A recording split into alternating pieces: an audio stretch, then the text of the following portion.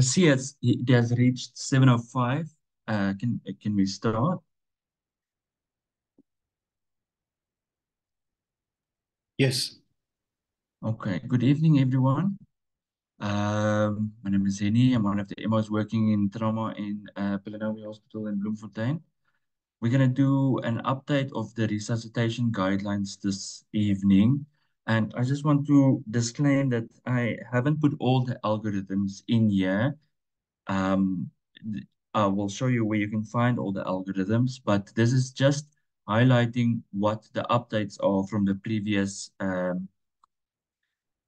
International Liaison Committee on Resuscitation sitting.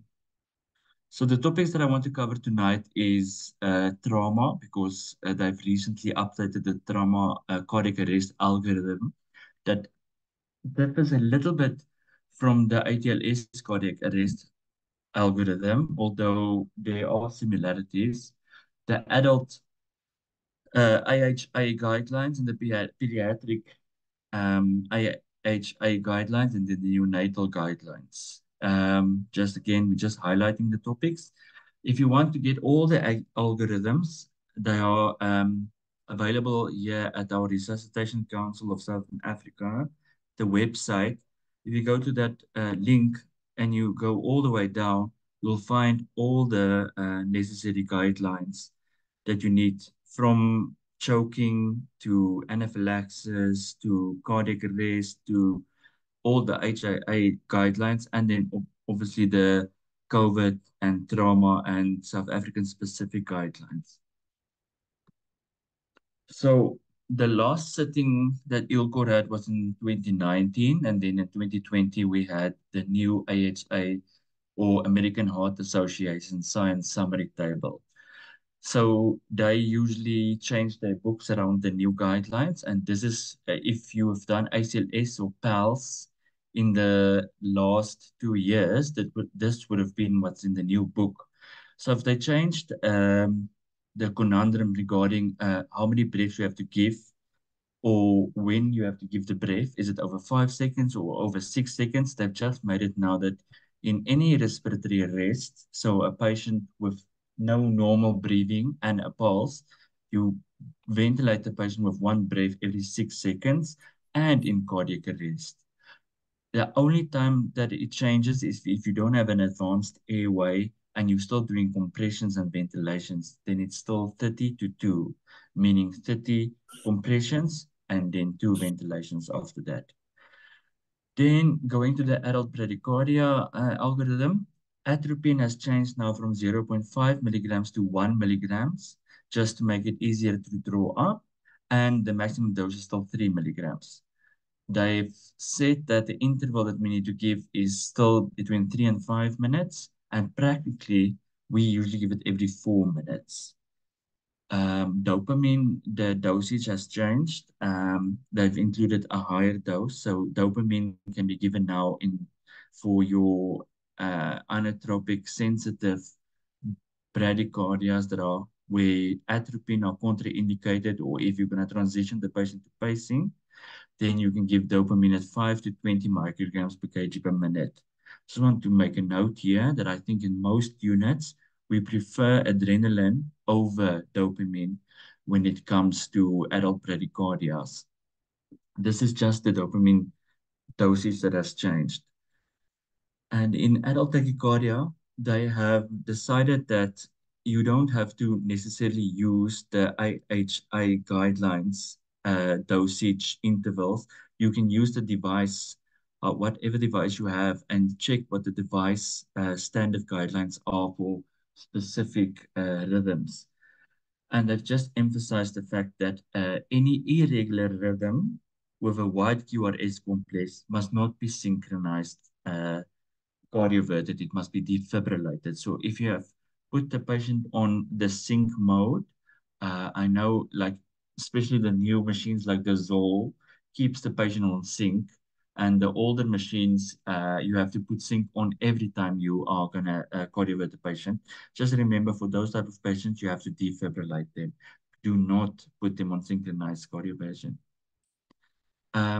Then I've just included there that the previous AHI guidelines, nothing has changed there. So if your device that you're using there in your ED or where you are working doesn't have any dosages to start with, you can still use the AHI guidelines for your narrow QRS complexes that are regular, those that are irregular, like the AFibs, and the wide QRS and regular complexes, like the uh, VT or VTAC with a pulse. Just remember also that when you start, let's say that you have a supraventricular tachycardia or a narrow QRS with a regular rhythm, you start with 50 joules, and with this, every shock after that, you have to increase the dose, but you can't go over the maximum dose of 100 joules. The cardiac arrest guidelines hasn't really changed. What they did there is we've all done it so far, but now it is in black and white written that we give adrenaline every 4 minutes. They said that there's a time frame range between 3 and 5 minutes, but it just makes practical sense to do it every 4 minutes, since every 2 minutes you have to do a pulse check or a rhythm check. So every alternate rhythm check or pulse check, you can give adrenaline if the patient is still in a non-shockable rhythm.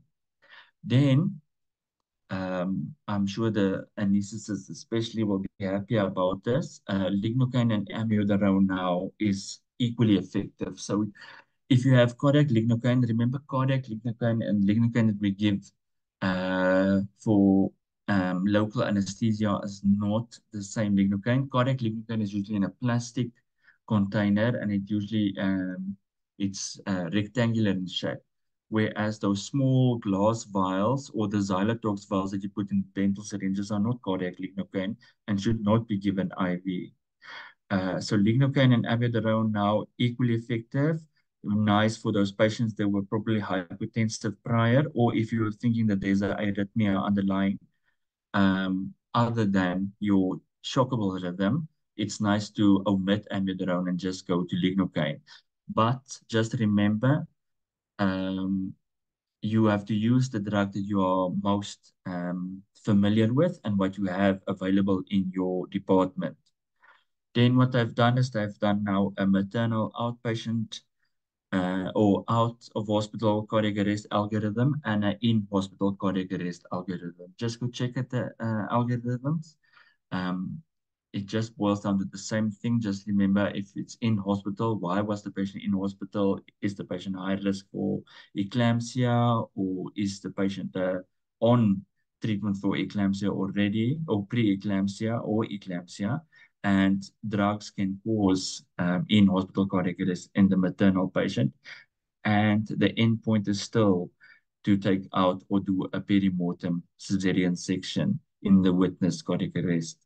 Whereas out of hospital cardiac arrest that was not witnessed, we do not progress to doing a perimortem or hysterotomy. But these decisions, you will see also in the algorithm, you don't make these decisions by yourself. You do get the pediatrician and the gynae to make the decision with you and your senior, whoever that is. Then they've also made a new algorithm for patients that already have a ventricular assist devices in situ, where you should put the cardiac pads and what voltages or joules you should use when you are shocking these patients. I think not that important, but you can just go look at it. They changed a lot of the prognostication tools. There's a lot of new prognostication tools, MRI, over CT, EEG suppression burst waves, N20 waves. It's very complicated, and I don't think on the level of a diploma they're going to ask you, but just know a few of the prognostication tools that are using now after 2020. It's not just an MRI. There's a few others if we don't have MRI availability. And then capnography. Capnography has become a very strong recommendation. This could be ideally a quantitative one where we have a reading.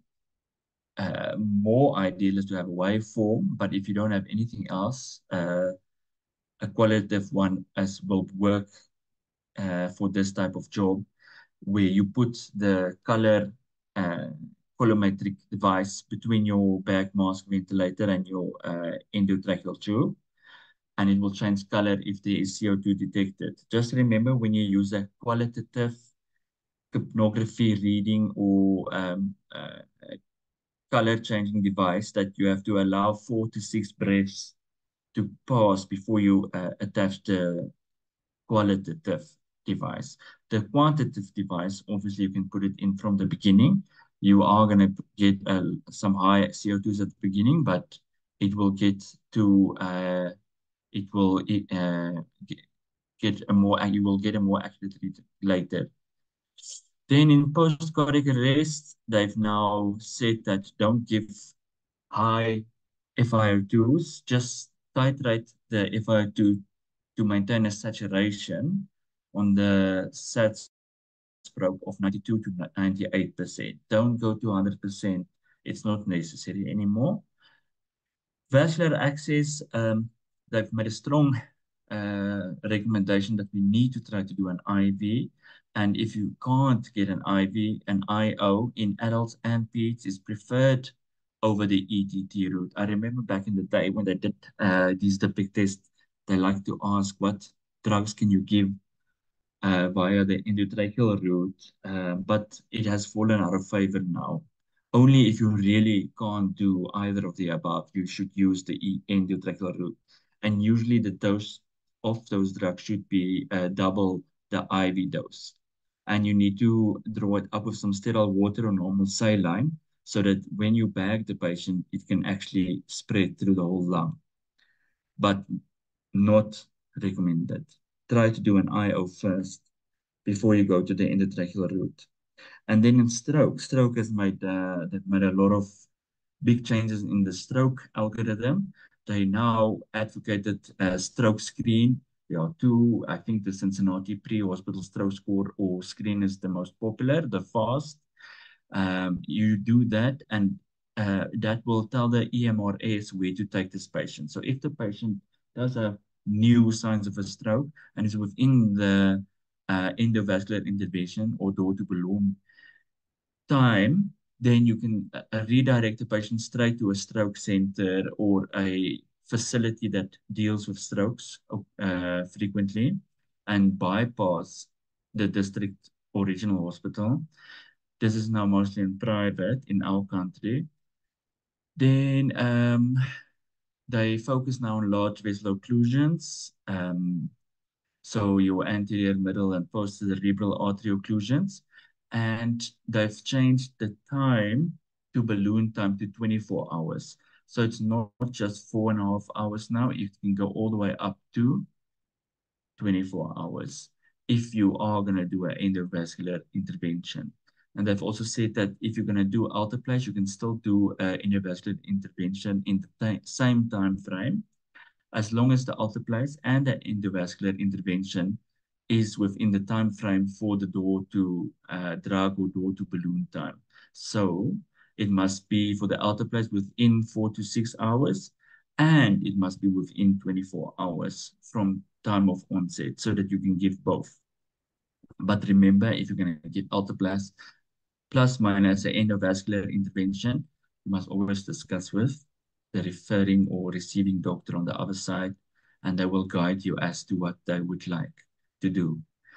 Then they have emphasized the urgent non-con CT for facilities that does have a CT scan. They have advocated that the patient goes to, especially if the patient is within 3 hours, go straight to the CT scan and bypass the ED and get seen in the ED after the non-con CT was done. And here they said that you have to titrate the SATs to more than 94% at least. So at the end of the day, in the diploma, what saves lives? And in real life, high quality CPR and early defibrillation. If they're going to test you on anything, it's going to be on these two things. You need to do high quality CPR and you need to be able to defibrillate and you need to defibrillate early. So back in the day, there were these stations. The one most common station is the BLS station that you have to start the out of hospital cardiac arrest with compressions and ask someone to bring you the defibrillator. And when the defibrillator comes, you need to apply it immediately. Don't wait for the pulse check or the rhythm check. You start immediately with the AED or the defibrillator, whatever we have available at that time. So how do you perform high quality CPR? So the Resuscitation Council of South Africa have implemented this in 2021 and they've called it a CPR coach. So a CPR coach is this person, either if you have a lot of staff, you get an external person to look at the results objectively, or you get the team leader to do this over and above his duties that you have to perform as well. So this is now this designated team member, and they only check that the CPR is of high quality. And what they do is they have to assess and redress the whole time. So they are the people that says go, go, go, or push harder, push faster. They have pointed out 5 ways to do high quality CPR, and this will definitely be asked in some way. You need to push at least 5 centimeters, and this is now the adult CPR coach in the adult cardiac arrest. At least 5 centimeters of the thorax needs to be pressed in. You need to use a feedback device, although it's not readily available. I've put one there on the left side, and that's a life pad. So this pad goes onto the lower borders of the sternum, and it actually picks up how fast and how deep you are breathing. As you can see there at the top, it has this uh, orange, yellow, green indicator to show you that you are pressing hard enough. And it beeps according to like a metronome, and it's set at 110 so that you can pray. Oh no, actually, this one is at 100. So usually between 100 and 110 so that you can press fast and hard enough. And to prevent fatigue, you have to swap every 2 minutes and remember to press on the lower half of the sternum. Press fast, at least 100, but not more than 120 compressions per minute. And this is advocated. I think that if they gonna want you to do CPR, they're gonna want you to take out your phone or use some sort of metronome device to make sure that this CPR is of high quality and at the right frequency. So they also advocated that you allow full chest recoil. So we have to swap every 2 minutes if people become fatigued or tired. You have to address the CPR technique, meaning that if this CPR coach or the team leader sees that the CPR is getting too fast, where people are not allowing the chest to recoil, he needs to address it at that time. And we must also avoid leaning on the patient, especially there after 30 minutes of resuscitation. We start using the patient to protect our lower backs, but we shouldn't be doing that. Remember, the position that you need to be is with your shoulders over your hands, pressing down on the patient, but you have to pick yourself up every time. Then also advocating for a feedback device, the same as the life pad, and the end tidal CO2 will give you a good indicator of how good the results is going. So we need an end tidal CO2 reading of at least 10 millimeters of mercury continuously. If you have a quantitative device, which most of us don't have in the ED, but it would be nice. Um, they also tell you to minimize the CPR interruption. So they've brought this new chest compression fracture definition or term in, and it needs to be about 80% of the cycle. So 80% of the time, there needs to be compressions on the chest. And someone, the CPR coach or the team leader, needs to keep track that there's at least 80% of these chest compression that are happening on the chest. So just to limit time off chest. So what they've tried to indicate is that all your BLS procedures must come from one side, so to the right side of the patient. So compressions and ventilation, bag bulb ventilation, if there's no advanced airway, and the ACLS procedures like the person with the probe or the defib must be on the opposite side of the patient, so as not to waste time bringing that in when you are stopping to analyze a rhythm check. Again, advocating to swap every 2 minutes, and there must be a seamless transition between the team members. So they say that we should identify the next team member not at 2 minutes, say that that person must now take over. We need to have at least uh, four or three allocations ahead of time, so that everyone knows who climbs on the chest next. One of the ways to minimize CPR interruptions is to pre-charge the defibrillator. So if you have a shockable rhythm like a VF, and you know that the patient is it's early, so there's enough ATP to keep this VF going, you know that after 2 minutes, you are going to defib the patient again if there's no other reason or the patient went into a non-shockable rhythm. So you can then, if you have started with 120 joules, you can increase the joules and pre-charge the defibrillator so that when you have to shock, you can just check the rhythm check, see it's the same rhythm as the previous 2 minutes, and then just shock and continue compressions. Instead of now analyzing, charging, saying you're clear, everyone's clear, I'm clear, shocking, you can just pre-charge the defibrillator, put it on the, if you have pads, that would be even nicer. You can just keep them in or bring your paddles closer and then just discharge your defib dose.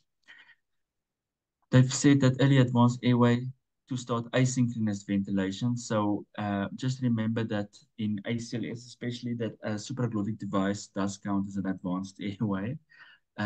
So you can put a supraglottic device and ventilate the patient every 6 seconds instead of stopping after 30 compressions and giving 2 ventilations.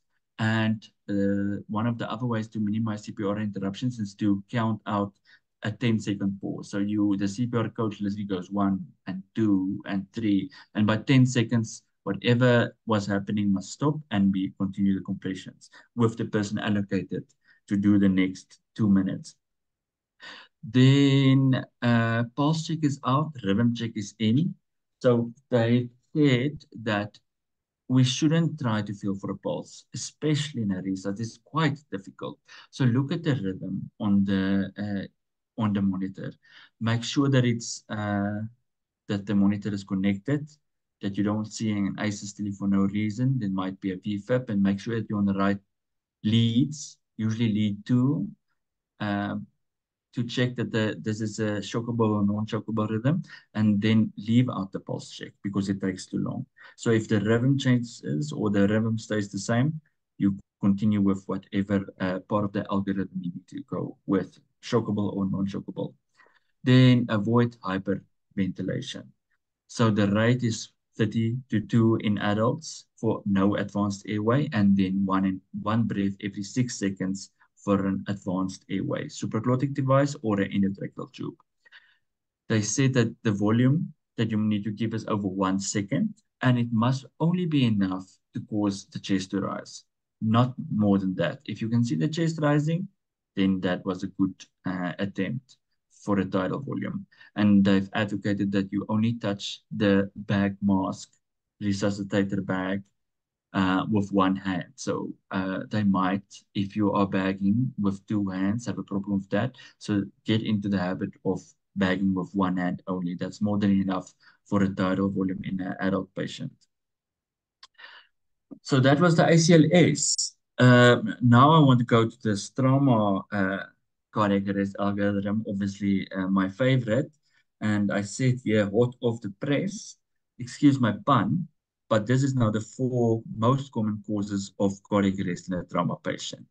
And you've seen that the resuscitation guideline of South Africa has made a very strong recommendation here at the beginning that if you have an unresponsive patient that's not breathing or no normal breathing and he doesn't have a pulse, if you can check on the ultrasound that there is no cardiac wall movement, then we don't start resuscitation. Because from previous experience, we know that blood cardiac trauma or blunt thoracic trauma in general does not do well. We don't start the resus, or we give up the resus very early after 20 minutes if it's still a non-shockable rhythm.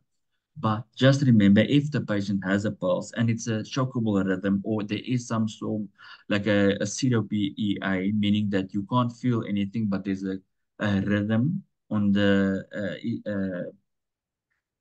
defib leads, and you can see some cardiac wall motion on the ultrasound, you have to start resuscitation because it could still be one of these four reasons why this patient is not responding. And obviously, hemorrhage control is right at the top, and there they give you a few options you need to give. Just remember they've moved away from the 2 liters of fluid stat, but we give 20 mils per kg of crystalloid stat, whatever crystalloid you have. And if the patient is hypotensive and you feel like the patient is in shock, you can start with blood products. FTPs, if you have a blood bank, you can use FFPs, and then 1 unit or 2 units of the resuscitation or emergency blood, and you can get the rest from the blood bank. Then remember, if hemorrhage or hemorrhagic shock is under control or ruled out, then you go to oxygenation and ventilation because that's the second most common reason why trauma patients go into cardiac arrest. It's usually that the patient probably had an endotracheal tube and the endotracheal tube has dislodged, or the patient had a simple pneumothorax, and now because of the positive pressure ventilation that you've been giving through the endotracheal tube with the ventilator or the back mask ventilation, because you were using two hands, has caused the simple pneumothorax to go over to a tension pneumothorax. Or you didn't log roll the patient and you see that there's an open pneumothorax at the posterior side that has now been occluded because of the spinal board or the gurney of the bed and has changed into a tension pneumothorax. So they said that now you can do finger thoracostomy in the fifth intercostal space. But debatable, this anti-axillary line. So what they teach in ATLS is anterior to the mid-axillary line, because that's where you're going to put your drain in as well. And if you think that this patient has a tension pneumothorax, just put in IC drains in both sides. It just rules out any pulmonary cause of obstructive shock in a patient. So if you have a cardiac arrest patient, and this is where ATLS starts, they say that we need to start, if you have cardiac arrest, you put in 2 IC drains bilaterally. Then you move on to tamponade, and then the rest, whereas our resuscitation guidelines say that we need to start with hemorrhage control and oxygenation and ventilation, and then put in our bilateral IC drains. And then if you are lucky, you can do it an ultrasound to rule out a tamponade and drain it if necessary. If you do not have access to an ultrasound, there are ways on the ECG leads to see, you will see that there is irregular or moving baseline of the ECG, small QRS complexes, and what they say is electrical alternance, so that you see these small and big QRS complexes or small and big R waves because of the heart pumping in this sac of fluid. Just remember that a tamponade is not necessarily pericardial effusion. The most common cause of pericardial effusion in South Africa is still pulmonary TB, and or a previous insult of TB. And we have to think about all those uremic patients. So just make sure that if you do see a pericardial effusion, that it does cause dysfunction, meaning that there is no pulse or the patient is hypotensive and the hypotension is due to the tamponade. But if you're unsure, you can always drain it.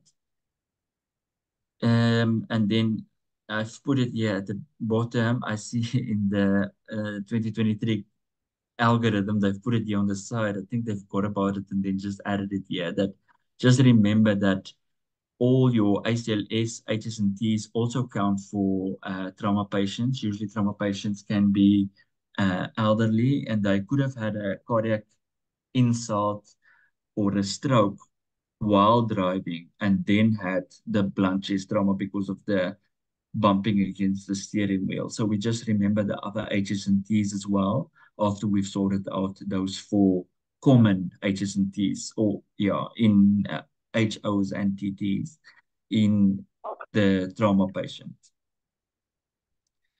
In peds, not a lot have changed. The most uh, biggest thing of concern that has changed is the ventilation. So if you ventilate the patient, it must be one breath every 2 to 3 seconds. So every 3 seconds for all pediatric resuscitation patients. This is now over 1 month to the age of 12. All of them get, but you can also use your clinical gestalt, but most of those patients get one breath every 3 seconds to keep up with the normal respiratory rate of a pediatric patient. Cuffed ET tubes are now in. Uncuffed ET tubes are out, except if there's a specific reason why you're using an uncuffed ET tube. You don't have cuffed pediatric ET tubes, or you have a patient with burns, inhalation, and you don't want additional pressure there on the subglottic mucosa. So cuffed ET tubes where possible is in. Just remember H divided by 4 plus 3.5 if it's cuffed, and in not H divided by 4 plus 4 to work out the size of the tube. Routine use of cryoquid pressure is out. It's no longer recommended. We've realized that most patients actually, it induces aspiration or regurgitation in pediatric patients, and it's very difficult to keep it there. So it's out. And they haven't really bought into this blood products because the most common cause of cardiac arrest in a pediatric patient is not hemorrhagic shock or hypovolemic shock. It's actually respiratory causes. So they do say that if you think that the patient is in hemorrhagic shock, you can, it's reasonable, but they will back you to start blood and blood products for the patient. And just remember, especially in PEDS patients with no pulse, it's incredibly difficult to put in an IV line. So 2 IV attempts, yeah, by the most senior person on the floor. And if that fails, you go over to an IO. Right. Some people even advocate putting in an IO immediately and then start trying for a vascular IV access because that will buy you some time, and it will also increase the venous capacitance of that patient so that you can see some drip, some veins. Then adrenaline is now the most appropriate vasopressor for all causes of shock. I don't know if you've seen the warm shock, cold shock, and cardiogenic shock PAL's previous books, but now they've said that warm, cold, whatever temperature the shock is, if there is shock, we start with adrenaline first. And that is something we've done for years in South Africa because the most common inotrope that we have is adrenaline. We don't have access to noradrenaline and dopamine in the ED setting, especially. I don't know about in the theater, but adrenaline is now the most appropriate vasopressor for all causes of shock in a PEDS patient. And then just remember, I've put this in, I got it from the ATLS new guidelines, is a massive hemothorax is defined in a pediatric patient as a third of the total blood volume. So in an adult, it's most 1.5 liters stat or 200 mils an hour for 4 hours, or if there's hemodynamic compromise. But we can't wait for 1.5 liters to bleed out in a pediatric patient. So I've decided now that it's a third of the total blood volume. So usually in children, it's 80 mils per kg, a third of that, and that is a massive hemothorax. Just remember, if you do have a massive hemothorax, if you have a Sinapi drain, you can always put in the Sinapi drain and auto-transfuse that child with the same blood that you're getting out from that hemothorax. And just remember to put a new drain to catch whatever is coming out. They do not advocate clamping that drain because the patient should go to theater or get a thoracotomy ASAP. Very uncommon to have a hemothorax, especially a massive hemothorax in children. But if that scenario do come across over your life, then you have a plan at least. And then post-cardiac arrest, they've now emphasized that we need to look for seizures and we need to have a low threshold to monitor to treat these seizures as well. So you will see, I'm sure the most people that work with pediatric patients have realized that post-cardiac arrest they are prone to seizures. If you have an EEG, it would be the best. Otherwise, if you don't have an EEG to put on the patient's head, we need to do like how we have GCS monitoring. We need to have seizure monitoring so that the nursing staff or whoever is taking care of the child look for any new seizures and if it's focal or general. And then we need to treat it as soon as possible. And then targeted temperature management is still in.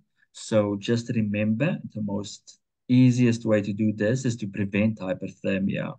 So you don't have to do fancy things like using a body cooler.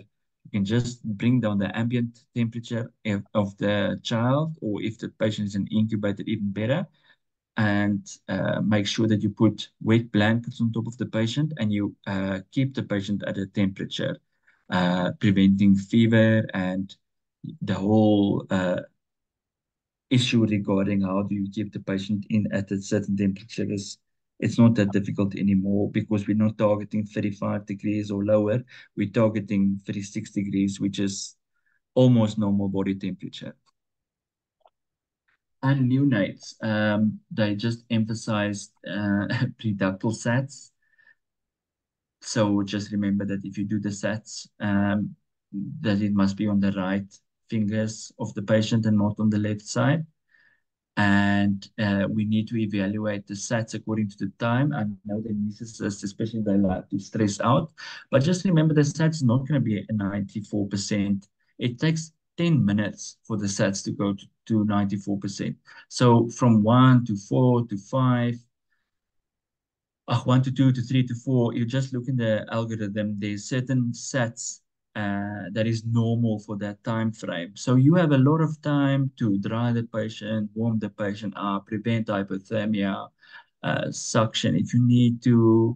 There's time for cord clamping, everything before you worry about the sets. Okay, so just don't jump to a certain sets reading. You'll see by 10 minutes, it takes about 10 minutes for a child to actually have a sets of 94%. So vigorous, non-vigorous, that's out.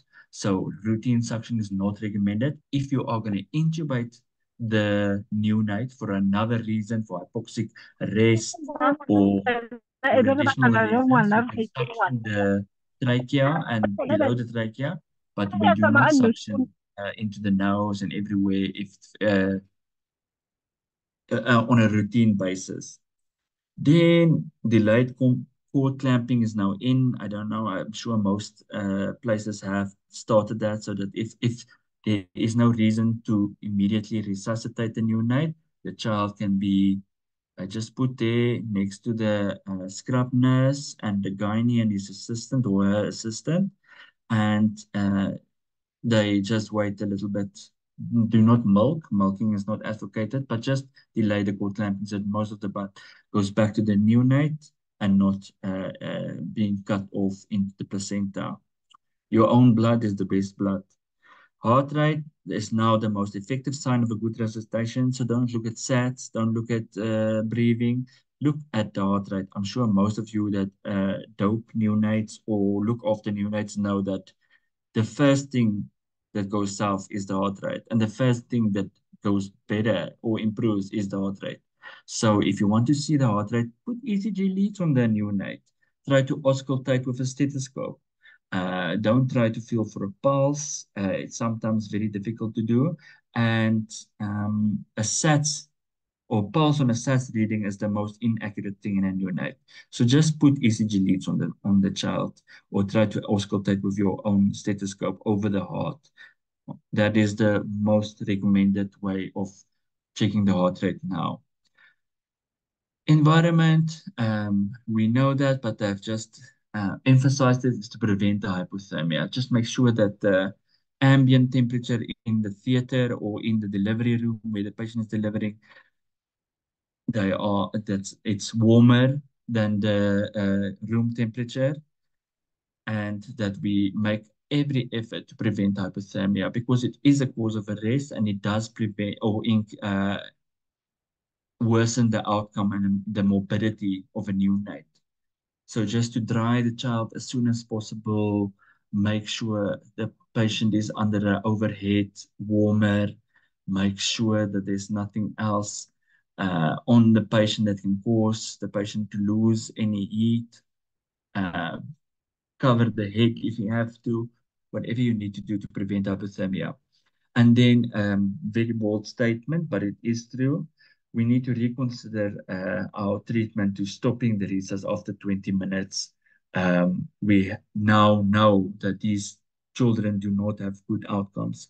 So you need to have a very good reason to continue a neonatal resuscitation after 20 minutes, because most of these patients, even though we do get them back, they are only age grade threes, and they probably have poor neurological outcome anyway. So stop and guide your resuscitation to palliation rather, get the family involved, put the footprints on a piece of paper with your ink stamp if you can. Get the family to touch the child, put it on the mother's chest, do whatever you can to help them also to go through this terrible, difficult situation. Okay. Yeah, that's it. That's it from my side. So, like I said, I didn't go through all the algorithms. You will find the algorithms itself here, including the choking algorithm and the anaphylaxis algorithm, which hasn't changed um, at all, although the international ones has changed. But the next AHA sitting is this year, and I think the people that are writing the second semester will still be um, so they can still go on the 2020 guidelines and the 2021 revision for South Africa. The next guidelines will probably come out in 2025. So the first semester 2025 students and the second semester 2025 students will probably have to get you guys to get on board with the new guidelines. So this is then the latest guidelines for 2020 to 2024. Do you guys have any questions?